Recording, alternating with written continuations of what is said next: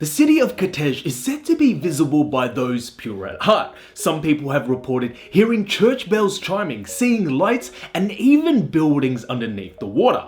Hey, I'm Alex Lam, and in this episode of Stories of the World, we'll be talking about the legend of Kitezh, also known as the Russian Atlantis or the Invisible City. Now, most underwater cities are shrouded with mystery. The locations are normally vague or unknown, and there's usually zero or little evidence that the city existed. So what makes the legend of Kitezh interesting is that we have an exact location and evidence that shows that an ancient city could have actually existed.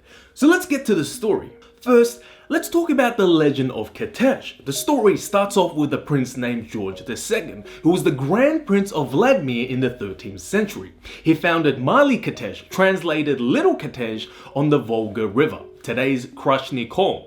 Later on, the prince crossed the rivers of Sanda, Uzota, and Kershnets and discovered a beautiful location on the shores of Lake Shvotla. Struck by its beauty, the prince commanded for a new city to be built and naming it Bolshoi Kitezh, translated a Big Kitezh. The prince commissioned the best builders and craftsmen. The town had golden dome temples, monasteries, patterned princely chambers, boyar stone chambers, chopped houses from non-rotting wood. When it was completed, it was considered a holy place. The city flourished and grew, but one day this city disappeared. According to the legend, it wasn't a peaceful time. Russian cities were being attacked by the Mongols. Batu Khan, who led the Golden Horde, first heard of Big Kitezh when he ransacked the Russian city of Vladimir. Amazed by the rumors of its beauty and the prince's love for the city, he was determined to capture it. He led the Golden Army and captured Little Kitezh, and no matter how many search parties he sent out, he couldn't find the location of Big Kitezh, as it was hidden behind the dense forest and only those that knew the secret path were able to find it. Batu Khan was furious. He ordered the men to interrogate and torture the Russian prisoners. No one said a word, so Batu Khan also offered a great reward to the person that would leak the location. Still not a single word. He increased the pain inflicted, and eventually one of the prisoners offered to lead Batu Khan to Big Kitezh. The prisoner led Batu Khan and the Golden Horde through the forest towards Lake Shvotloya. As they left the forest, the town was sitting on the shore of the lake, but to their astonishment, the town was completely undefended. There was no walls, fortifications, or warriors in sight. Batu Khan brought their golden army and was expecting a violent battle. It's said that the citizens were even aware of the attack but made no attempt to defend themselves and instead prayed to God to save them.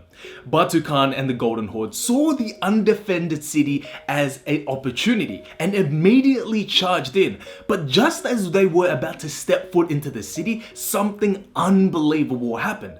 Hundreds of fountains suddenly spurted water skywards. The Mongols were frozen in amazement. Then, as they regained composure, they quickly retreated to a safe distance. They watched as the water from the fountain swallowed the city as if the city was sinking into the lake.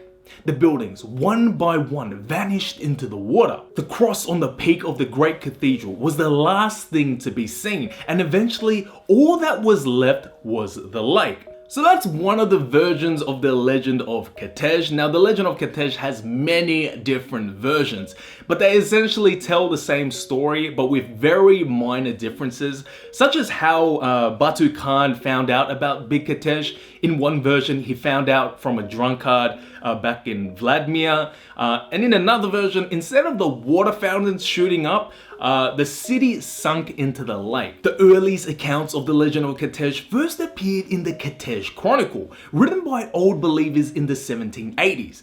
Now, the Old Believers are Eastern Orthodox Christians who maintain the ritual practices of the Eastern Orthodox churches as they were before the reforms of Patriarch Nikon of Moscow. The legend has given birth to numerous rumors.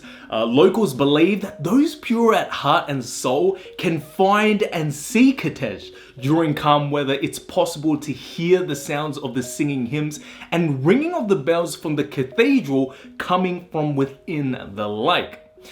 But here's a question for you guys. What makes a person pure at heart? Let me know in the comments below. An interesting detail is that in 2011, a team of archaeologists found traces of an ancient settlement on the hillside next to the lake, and it's within reason to hypothesize that an ancient village may have existed at that exact spot, which to me is absolutely fascinating. The legend has inspired many artistic works. It was made into an opera by Master Rimsky-Korsakov and is considered by many to be his finest opera. Now I've linked the video in the description box below if you want to check out the opera. It's the full video. Also, a fictionalized version of Kertész is rediscovered by the protagonist in the 2015 video game Rise of the Tomb Raider. And that's just to name a few. So that's the legend of Kertész, also known as the Russian Atlantis or the Invisible City. If you guys enjoyed this video, hit the like button and subscribe if you want to hear more stories. I'm Alex Lam, and this is Stories of the World. Woo! That was a good one.